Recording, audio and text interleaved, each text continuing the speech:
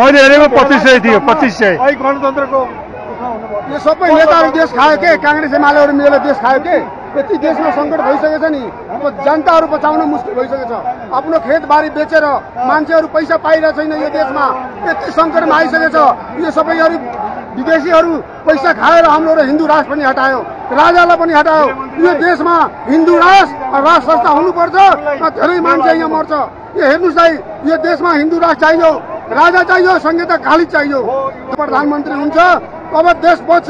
यिनीहरू काले काले मिलेर खाउँ भाले यो 6 महिनामा देशमा सरकार गिराउने बनाउने यो कांग्रेस एमाले माओवादीहरूको खेल हो यो